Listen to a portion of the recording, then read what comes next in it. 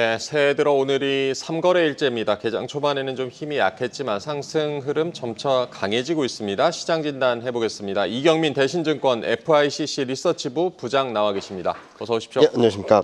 네. 부장님, 이번 주 이벤트들도 많고요. 먼저 이번 주 시장 전망은 어떻게 보고 계십니까? 일단은 지난 주말 좀 강한 반등을 보여줬고 오늘도 네. 월요일에부터 반등을 하고 있는데 여러 가지 이벤트 이슈들이 있긴 하지만 악재로서의 영향력보다는 좀 호재로서의 영향력이 좀 크지 않을까라고 생각을 하고 있고요.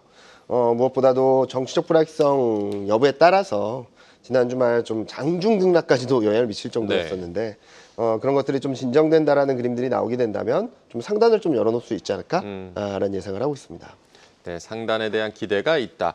지난 금요일 밤에 미국의 ISM 제조업 지표가 나왔는데 네. 예상치를 웃돌았고 9개월 내 최고치를 기록했습니다. 우리 수출과도 좀 연관이 있다고 분석이 나오고 어떻게 네. 보셨습니까? ISM 제조업 지수 흐름들이 한국 증시 실적하고 굉장히 연관성이 높거든요. 네. 상반 연기가.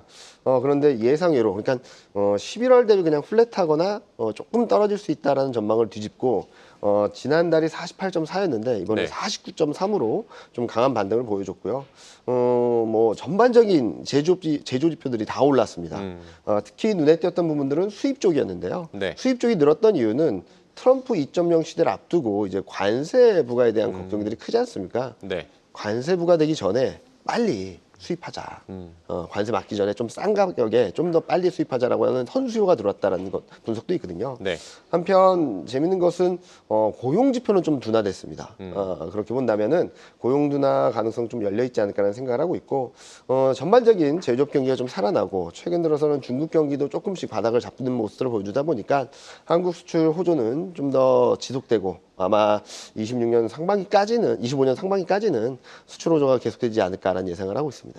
네, 우리 수출 상반기까지는 호조가 지속될 수 있다. 이번 주 우리 시장에서는 그 수요일에 나오는 삼성전자 잠정 실적이 좀 중요할 텐데 긍정적인 전망보다는 좀 우려가 높은 것 같은데요. 어떻게 전망하고 계십니까? 최근 아까 뉴스 보니까 8조 몇 천억이라고 하던데 네. 최근 나온 데이터들은 거의 7조 원대입니다. 그리고 6조 원대 얘기하는 분들도 계시고요. 네. 그렇게 본다면은 그 정도가 나오면은 시장이 더 떨어질까요? 6조 나오고 7조 나오면 이미 선반영됐다라고 보는 게 맞지 않을까라는 네. 예상을 하고 있습니다.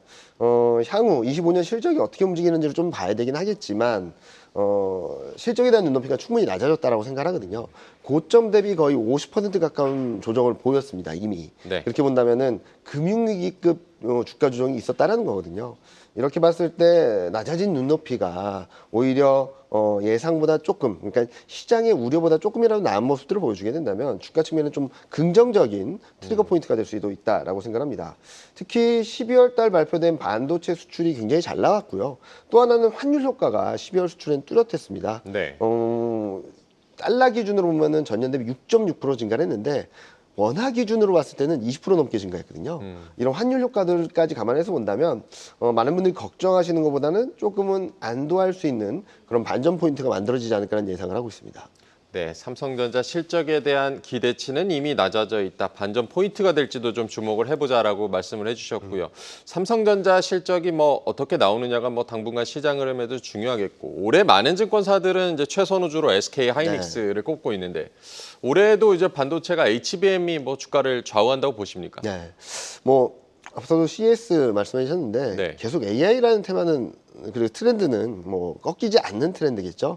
그리고 거기에 대한 수요들도 계속적으로 들어오고 있고 여러 분석들을 따르면은 지금 AI 수요는 네.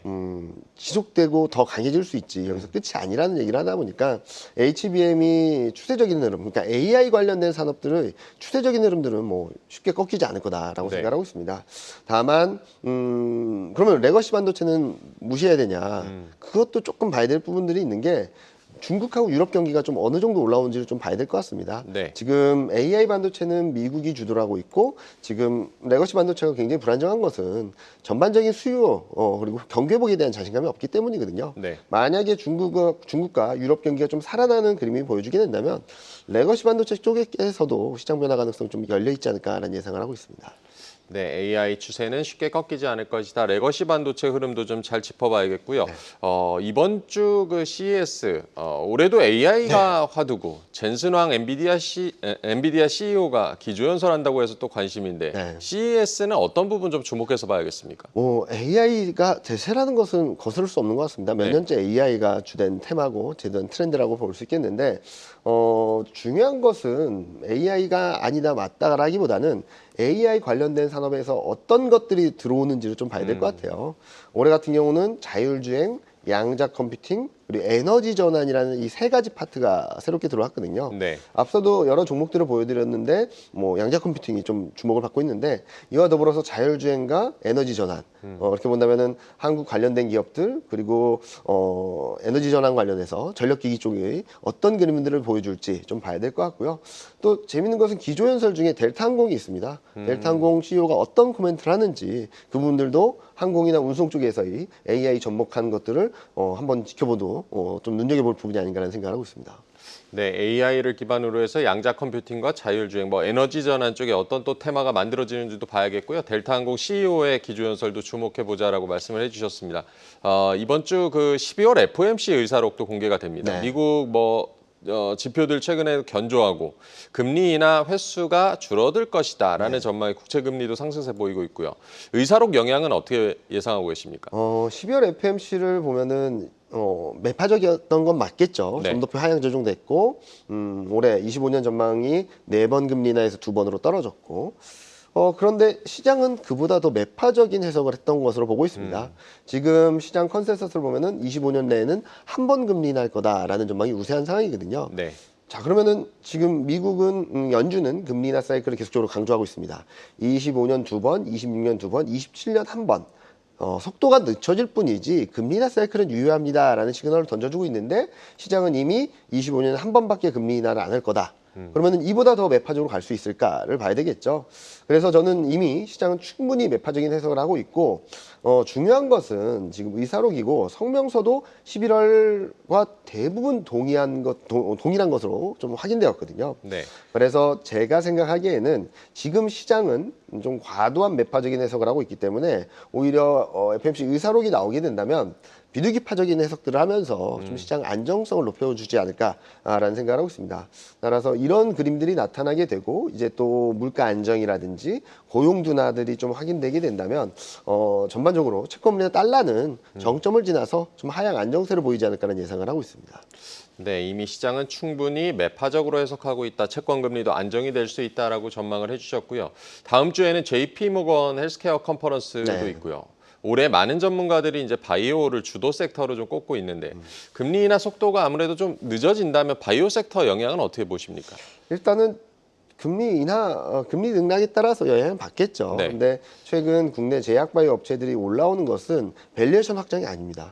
이익이 얼마나 좋은지에 따라서 좀 움직이고 있거든요. 네. 아마 올해는 제약바이오 업종 전체가 사상 최대 실적을 기록할 것이라는 전망이 들어와 있어서 지금은 실적 성장이 주가 상승 동력이지 밸류에이션이 아니다라는 생각을 하고 있습니다. 다만 이미 통화정책 컨센서스가 연내 한 번 금리 인하까지도 반영한 상황이라고 본다면 채권물리가 떨어지면은 또 다른 상승 동력이 될 수 있겠죠. 네. 즉 실적 성장 플러스 밸류에이션 확장이라는 두 가지 모멘텀을 가질 수 있기 때문에 실적과 플러스 채권물리 하향 안정이 현실화된다면 좀 더 탄력적인 반등을 보여줄 수 있겠다라는 생각을 하고 있습니다. 다만 제가 실적 성장이라는 말씀을 계속적으로 드린 이유는 네.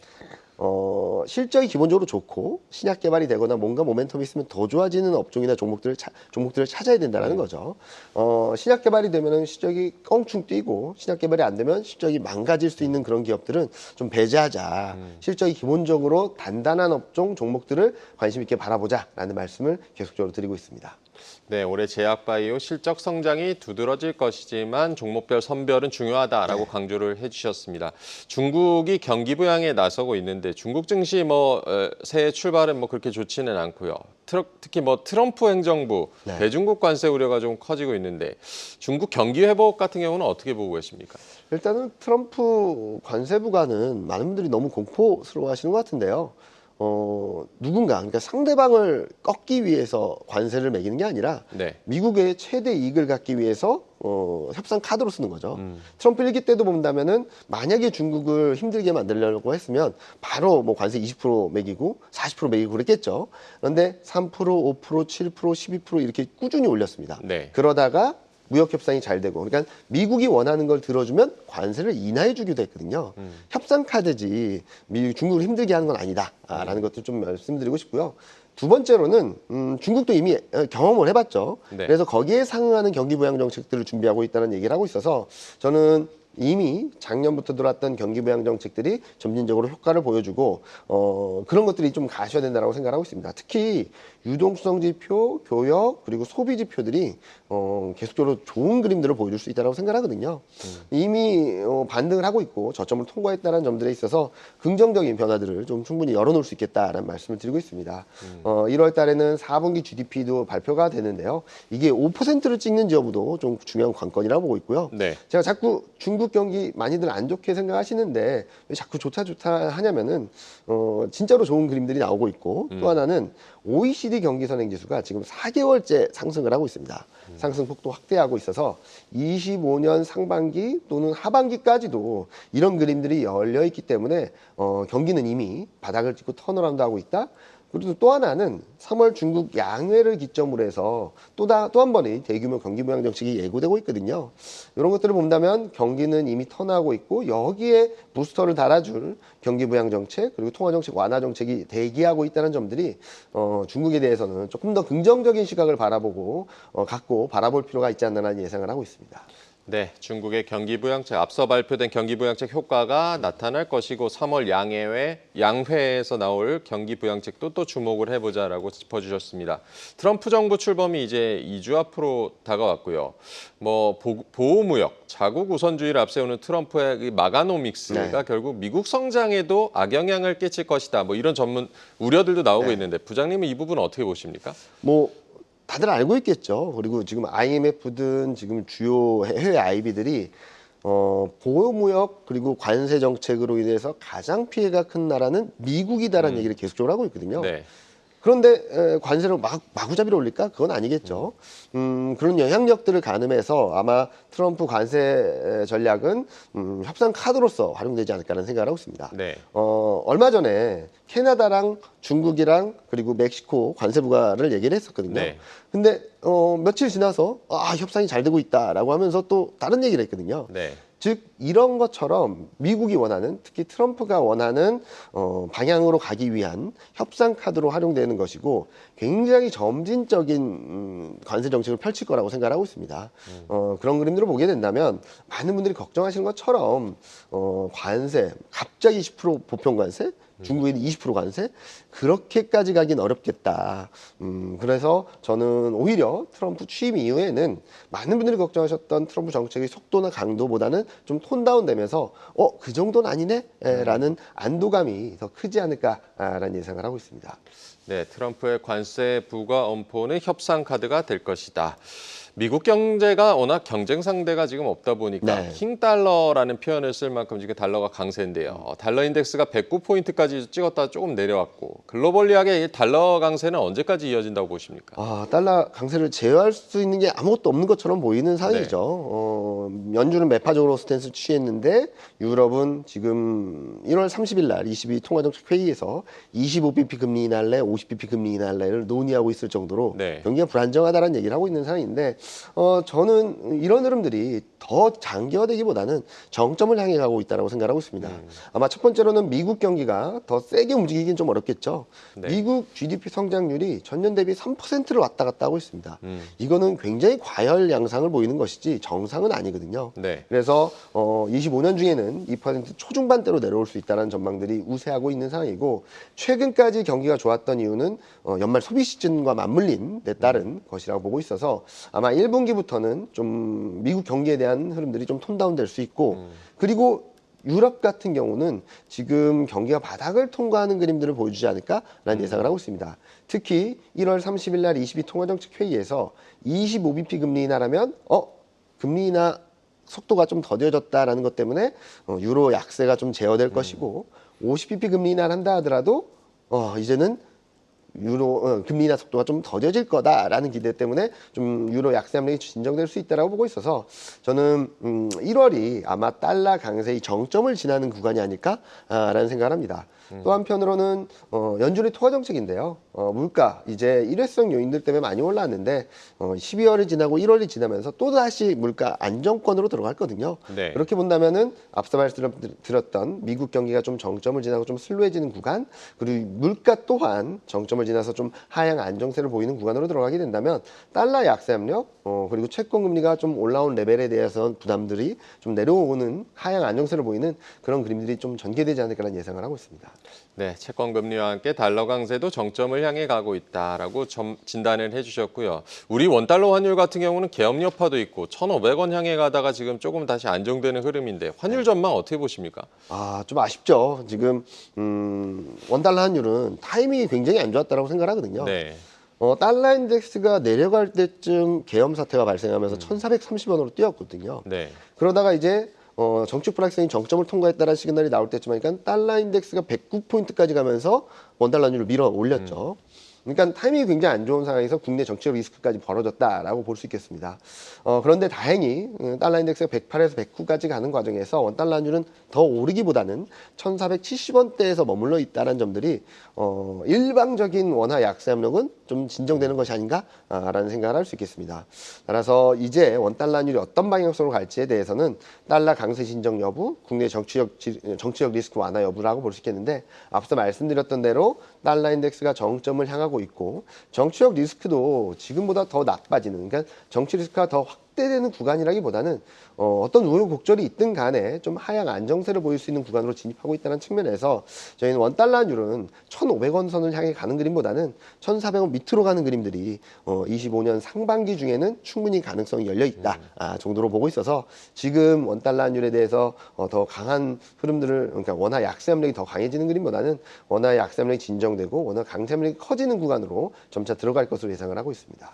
네, 일방적인 원화 약세도 진정되고 있다라고 진단을 해주셨습니다. 우리 시장 그 외국인 수급도 중요한데요. 지난 금요일에 외국인 매수세 뚜렷했고 오늘도 이제 코스피에서는 순매수로 좀 전환하는 분위기인데 네. 외국인들 이 추세적인 순매수를 위한 조건들 어떤 걸 보고 계십니까? 일단은 정치적 불확실성이 해소돼야지 환율 안정되면서 좀 움직일 수 있다라고 하는데 큰 그림에서 본다면 외국인 수급에 있어서 더 나쁜 그림들은 아닐 것 같다는 생각을 하고 있습니다. 왜냐면은 그동안 외국인이 시장을 어마어마하게 팔았거든요. 7월 이후. 네. 여러 가지 이유들이 있었고 그때그때마다 여러 가지 이유들이 있었지만 가장 기본적으로는 한국 증시는 재정 정책이 없었고 그리고 유동성이 차별적으로 둔화됐습니다. 미국도 오르고 유럽도 오르고 중국도 둔화되다가 반등을 했는데 그런 두 가지 변수가 최근 들어서 최상목 경제부총리 및 대통령 권한대행이 네. 1월 1일 날 나와서 경제정책 방향을 말하면서 정책 드라이브, 그러니까 25년 예산의 75%를 상반기에 쏟아붓겠다는 얘기를 하고 있거든요. 네. 그러면 재정 드라이브가 들어올 것이고 그리고 금리 인하 가능성도 충분히 열려 있다라고 본다면 그동안 부재했던 재정 정책 그리고 유동성 모멘텀들이 좀 살아날 수 있는 그런 구간으로 들어가면서 외국인 수급도 좀 해소되는, 개선되는 그런 그림으로 보고 있습니다. 따라서 지금은 정치적 리스크가 더 해소되는지 그리고 그에 따라서 원달러 환율이 1,400원 밑으로 내려가는 그림이 나오게 된다면 좀 적극적으로 외국인 수급은 개선될 수 있다라고 보고 있고요. 또 한편으로는 실적 불안, 앞서도 4분기 실적 시즌 잠깐 말씀드렸는데 우려했던 것보다 조금 나은 실적을 보여주게 된다면 실적 불확실성이 진정되면서 외국인 이 입장에서는 한국 증시를 더 저평가되었다라는 것들의 매력도를 다시금 인지를 하는 계기가 되지 않을까라는 생각을 하고 있어서 정치적 리스크 해소, 원달러 환율 그리고 실적 흐름들을 좀 주목해서 보시면 좋겠다라는 말씀드리겠습니다. 네, 정치적 리스크 해소와 원달러 환율 안정이 중요하고 실적도 잘 분석을 해봐야겠고요. 수급 주체 관련해서 이제 국민연금에 국내 주식 매입을 기대하는 의견도 있습니다. 뭐 자산 리밸런싱으로 국내 주식을 더 살 거다라는 네. 보도들도 나오고 있고 국민연금의 올해 움직임은 어떻게 보고 계십니까? 한국 증시가 굉장히 부진한 흐름들을 오랜 기간 걸어왔습니다. 네. 그렇다 보니까 연금이 국내 주식에 있어서 그러니까 전체 포트폴리오에서 국내 주식 비중이 10월 말 기준으로 12.3%까지 떨어졌거든요. 올해 목표치가 14.9입니다. 네. 2%포인트 이상 괴리가 있는 상황이라서 저는 올해 내내 꾸준히 사는 그림들이 나오지 않을까라는 생각을 하고 있어요. 그러니까 지금 국내 주식 비중이 12% 초반이라서 14%까지는 기본적으로 올려야 되지 않을까. 그렇게 본다면은 기본적으로 20조 정도 매수 여력이 있다라고 생각하고 있고요. 네. 실제로 국민연금은 8월 이후 6조 원 이상 순매수하고 있습니다. 그리고 매수 강도도 2020년 3월 그러니까 코로나 때만큼 굉장히 세게 사고 있거든요. 네. 올해도 연기금 매수 기조가 지속되게 된다면 아마 든든한 한국 증시에서 든든한 매수 안전판 역할을 해줄 거라고 보고 있고 상황에 따라서는 좀 더 반등 탄력을 힘을 실어줄 수 있는 그런 그림을 만들어주지 않을까라는 예상을 하고 있습니다. 네, 올해 내내 국민연금이 순매수 기대감이 있다라는 점도 짚어주셨습니다. 본격적인 이제 1월의 장이 시작되는 주인데요. 이번 주 또 1월 투자 전략은 어떻게 세워보는 게 좋겠습니까? 뭐 이미 갑자기 2,480선에 근접하는 수준까지 올라와서 네. 지금 얼마 안 되는 시간 동안 100포인트 가까이 올라온 상황이라 볼 수 있겠죠. 등락이 있다면 저희는 계속적으로 사야 되는 장세 흐름이다라고 생각하고 있습니다. 네. 2,500 밑이면은 여전히 저평가돼 있다라고 생각하고 있고 만약에 등락을 보여서 2,400 초중반까지 내려가게 된다면 좋은 매수 기회가 아닐까라는 생각을 하고 있습니다. 대신증권에서는 상고하죠. 그러니까 상반기가 좀 투자 매력도가 높다라고 생각하고 있습니다. 시장에서 우려하는 부분들은 많은 부분들이 선반영돼 있고 좀 선반영되었던 불확실성들이 좀 완화되는 것만으로도 저희는 증시 레벨이 좀 더 올라갈 수 있다고 보이기 때문에 조정 매수 기회다라고 생각하시면 좋을 것 같고요. 특히 낙폭과대 그리고 실적 대비 저평가 업종들을 좀 관심을 갖고 바라보자라는 말씀드리고 있는데 반도체, 2차전지, 기계, 자동차, 중국 소비주들이 여전히 저평가돼 있다라고 보시면 될 것 같고요. 실적이나 이런 것들이 굉장히 좋은데도 최근 좀 많이 올랐다가 좀 많이 오른 업종들은 인터넷하고 제약바이오 업종이 있거든요. 이 업종들이 나쁘다라는 게 아니라 이 업종들은 좀 단기간 좀 많이 올라서 좀 쉬는 듯한 모습들을 보여주고 있어서 네. 이 업종들은 추격 매수보다는 좀 흔들릴 때마다 모아가시는 게 맞지 않을까라는 생각을 하고 있습니다. 아마 25년 상반기 중에는 많은 분들이 걱정하셨던 것보다 좋은 그림들, 그러니까 무슨 말씀을 드리냐면 악재가 많이 선반영되어 있으면 불안 심리가 진정되는 것만으로도 기술적 반등이 가능할 것이고요. 불확실성 변수들이 완화되는 것만으로도 좀 더 레벨을 높여가는 그림들이 나올 수 있거든요. 그런 것들을 염두에 두고 지금은 좀 더 긍정적인 뷰 필요한 시점이다라는 말씀을 강조드리고 있습니다. 네, 2,500선 아래에서는 여전히 저평가 구간이다. 상반기가 오히려 투자 매력이 높다는 점도 강조를 해주셨고요. 낙폭과대, 실적 대비 저평가 업종을 주목해 보자라고도 조언을 해주셨습니다.